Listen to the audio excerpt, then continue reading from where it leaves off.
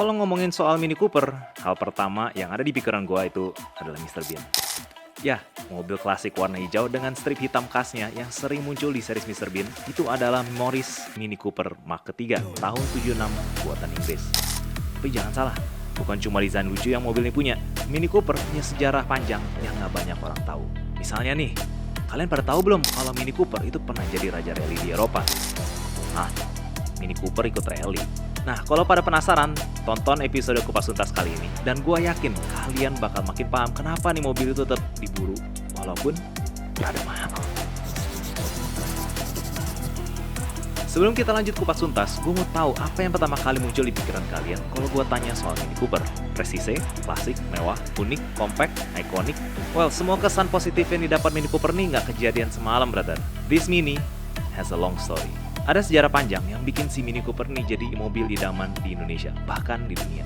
Cerita ini dimulai di tahun 50-an di Terusan Suez. FYI, Terusan Suez ini punya peranan penting dalam perekonomian Eropa loh.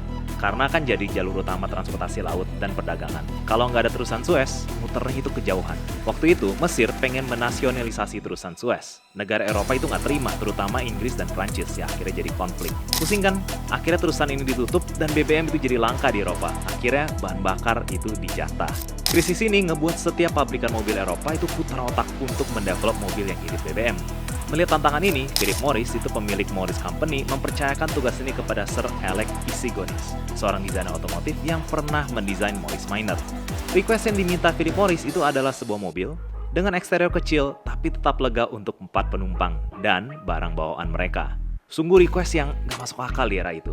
Bayangin nih, Sir Alex itu diminta untuk bikin mobil yang pada masa itu desain engine kebanyakan itu besar dan berat. Selain itu, desain interior pada mobil compact itu hampir mustahil untuk dibuat tetap nyaman untuk banyak penumpang.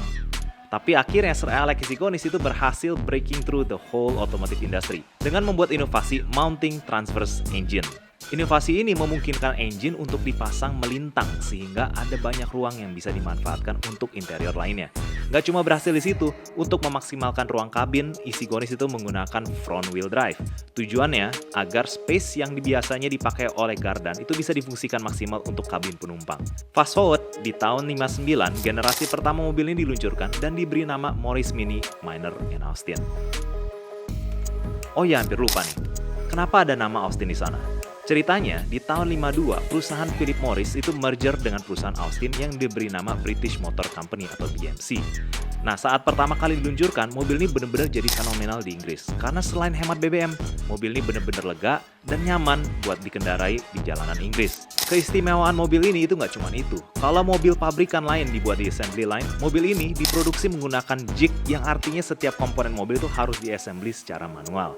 Sistem produksi ini membuat mobil ini punya tingkat presisi yang sangat tinggi, sehingga BMC ke depannya itu selalu dikenal dengan mobil-mobil yang memiliki kepresisian yang sangat tinggi. But wait, manuver BMC itu tidak berhenti di situ saja. Tahun 61, BMC itu melakukan manuver ekstrim dengan mengikuti Monte Carlo Rally yang mengharuskan Mini generasi 1 ini bersaing melawan Ferrari dan Lotus hanya dengan mesin bertenaga 34 HP. Ya gimana ya, kalian pasti udah bisa nebak hasilnya gimana. Ya, Mini kalah telak karena mengalami insiden. Monte Carlo Rally tahun 1961 yang diadakan di bulan Januari itu membuat para mobil harus menghadapi trek licin dan bersalju. Walaupun Mini nggak naik podium, semua orang yang melihat rally itu terpukau dengan kemampuan Mini yang menggunakan front wheel drive karena punya grip yang lebih baik di trek se-ekstrim Monte Carlo.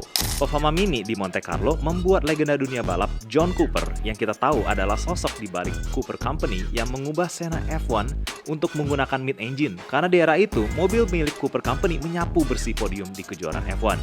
Kembali ke Mini nih, John Cooper mengajak BMC untuk mendevelop sebuah mobil yang bisa membawa Mini menuju podium juara. Dan benar aja, di tahun 64, produk ciptaan Issigonis dan John Cooper bernama Mini Cooper S yang ditenagai dengan 70 HP, berhasil menjuarai Monte Carlo Rally bukan cuma sekali tapi 3 tahun berturut-turut. Ya, walaupun di series ketiganya, Mini Cooper S didiskualifikasi karena penggunaan light bulb yang tidak sesuai aturan. Yes, bola lampu. But anyway, kita tinggalin aja fakta lucu ini ya. Sukses mereka di Monte Carlo bikin makin banyak event balap dengan menggunakan Mini Cooper. Tidak terkecuali dengan para pembalap di Indonesia. Di tahun 70-an, Mini Cooper jadi salah satu mobil primadona di ajang balap Ancol Jakarta. Tapi guys, Again, bukan BMC namanya kalau tanpa eksperimen. Di tahun 60-70-an, BMC itu membuat berbagai varian Mini Cooper, mulai dari minivan, mini pickup, hingga mini moke, yang pada awalnya mengincar pasar kendaraan militer, namun akhirnya malah mendapatkan tempat sebagai mobil rekreasional di Portugal dan Australia. BMC terus mendapatkan sukses. Bahkan nih ya, di tahun 64 dengan inovasi Hydrolastic Interconnected Fluid Suspension, Mini Cooper itu berhasil mencapai 1 juta unit penjualan di tahun itu. Tapi perjalanan Mini Cooper bukan cuma soal manis-manisnya aja. BMC mengalami krisis di akhir tahun 60-an karena beberapa series yang mereka buat itu nggak diterima pasar. Kondisi ini ngebuat BMC itu harus merger dengan Leyland Motors menjadi British Leyland atau BL. Merger ini nggak serta-merta bikin BL itu langsung bangkit. Krisis berikutnya adalah masuknya Inggris ke Economic European Community atau EEC yang ngebuat impor-ekspor di daratan Eropa jadi makin bebas dan ngebuat mobil dengan harga lebih murah seperti Fiat 127, Renault 5, Peugeot 104, dan Audi 50 itu jadi alternatif konsumen. Bangkrutnya BL bukan hanya disebabkan kondisi ekonomi, tapi juga BL lebih fokus untuk produksi mobil hatchback yang lebih besar dan dinilai lebih menguntungkan dibandingkan Mini Cooper. BL terus mengalami kerugian hingga akhirnya di tahun 94 BMW mengakuisisi perusahaan ini. Hal ini bukan tanpa dasar. Ternyata tim marketing BMW menemukan bahwa market Mini Cooper itu masih sangat besar di seluruh dunia. Akuisisi ini membuat Mini Cooper rebrand menjadi Mini. Namun secara desain keseluruhannya, ciri khas dari Mini Cooper masih terjaga dengan baik dengan nama baru, yaitu Mini. Akhirnya di tahun 2000, BMW meluncurkan The New Mini yang mendapatkan banyak upgrade mulai dari engine yang lebih ramah lingkungan, disc brake yang sudah terstandarisasi, hingga fitur keselamatan dan entertainment terbaru seperti automatic emergency braking, lane departure warning, head-up display, dan sistem infotainment yang lebih canggih nih. Now kita sampai ke perbincangan paling sensitif soal Mini, yaitu kenapa mahal? Well, alasan sebenarnya pasti udah jadi make sense karena kalian udah dengerin videonya sampai sekarang. The history didn't lie. Mini adalah mahakarya orang-orang terbaik pada industri otomotif pada setiap eranya, jadi wajar aja kalau harganya cukup mahal. Yang kedua bro, look at the interior. Kesan mewah begitu kita masuk ke dalam The New Mini emang beneran mewah. Apalagi di bawah perusahaan BMW, prestige dan luxury dari mobil ini itu udah nggak perlu kita ragukan lagi. Lihat deh, interior kayak gini pasti bikin kita betah lama-lama buat pakai The New Mini. Selanjutnya tentu saja soal performa. New Mini ini ditenagai dengan beberapa jenis engine. Misalnya, untuk series Mini John Cooper Works atau JCW 3 pintu dilengkapi engine 4 silinder 2000cc B48 Twin Power Turbo, menghasilkan 231 HP dan torsi 350 Nm dengan konsumsi BBM rata-rata 16,4 km per liter dan punya akselerasi 0-100 dalam 6,3 detik. Trust me, this car is madly fast. Well, akhirnya namanya mobil pasti worth kalau kita tahu kegunaan mobilnya. Kalau kalian pilih Mini, gue bisa jamin kalian boleh mengharapkan kenyamanan, keamanan, kecepatan, dan tentu saja kemewahan.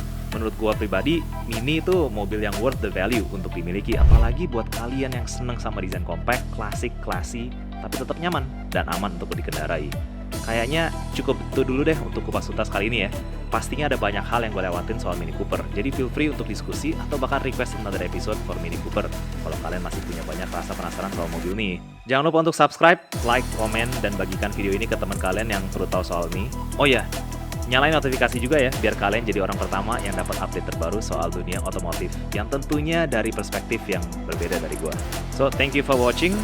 Sampai ketemu di video gue selanjutnya. By the way, kalau mau gabung grup WhatsApp atau cek Tokopedia gue ada di description box ya.